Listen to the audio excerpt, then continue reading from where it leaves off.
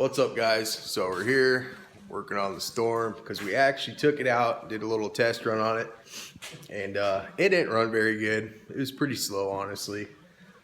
There's a lot wrong with it. So basically, I pulled the carbs. I cleaned them before I rode it, but I pulled them and checked the main jet sizes compared to stock ones, and I was like 5 or 6 sizes too lean on the main jets compared to what Doug Flannery actually recommended for this motor.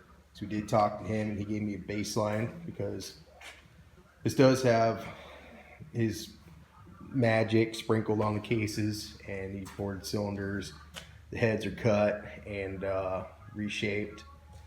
So he gave me a good baseline for it. So I threw some way larger main jets in it. And as I was putting it all back together, I somehow managed to break one of the needles. Now these things, I looked them up on the Polaris website for up here, which has all the part numbers and everything and pricing and all that.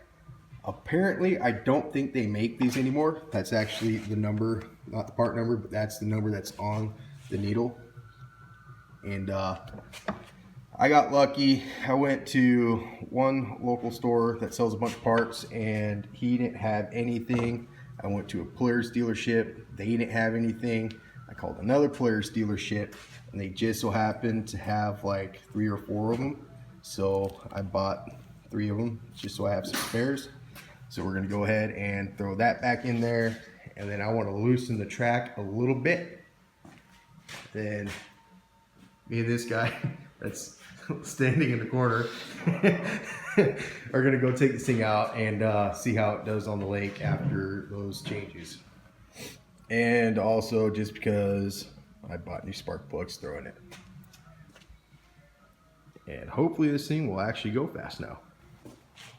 So I think I'm gonna opt to leave the track as it was and just start off with fresh plugs and batter jetting. That way we're only making one change at a time. I guess I don't want to make too many changes at a time. If this fixes it, then I'll leave the track as is. If this doesn't fix it, I'll loosen the track a little bit. If that don't fix it, well, I'm gonna keep reading my piston wash and my plugs and make sure I'm not too rich, I'm not too lean. After that, we're gonna have to start digging into clutching. I don't really like Cat secondary clutches, which is what's on here. So, I mean, I have Polaris button secondary, which is what Flannery actually recommended. The setup he had, that's what he was basing his baseline off of. So basically I'd run like the silver blue secondary spring with the R11 Helix. But I don't know what's in here. There's no part numbers on the Helix because that is a aftermarket Helix. I know the primary is set up different than he would like. There really isn't a whole lot I can do about that right now because I haven't bought the parts. Like I said, I don't want to change the entire setup of the sled right off the bat. I want to do one thing at a time, and small changes go a long way. So yeah, I'm gonna get this finished throwing this back together. Fortunately, I dropped a screw for the air box down in the bottom of the sled, so I gotta try to fish that out. But once that's done, I'm gonna throw the plugs in and the hood on, and we're gonna take this out to the lake, see what happens.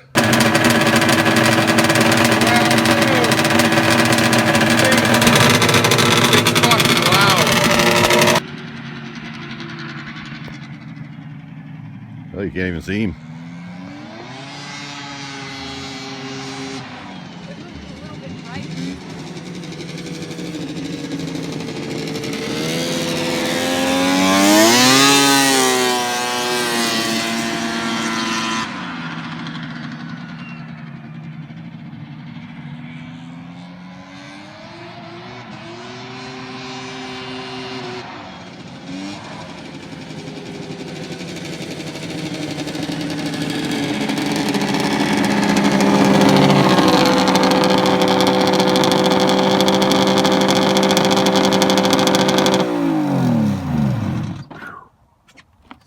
sketchy. It'd be like slightly less sketchy if there's no water. Couldn't see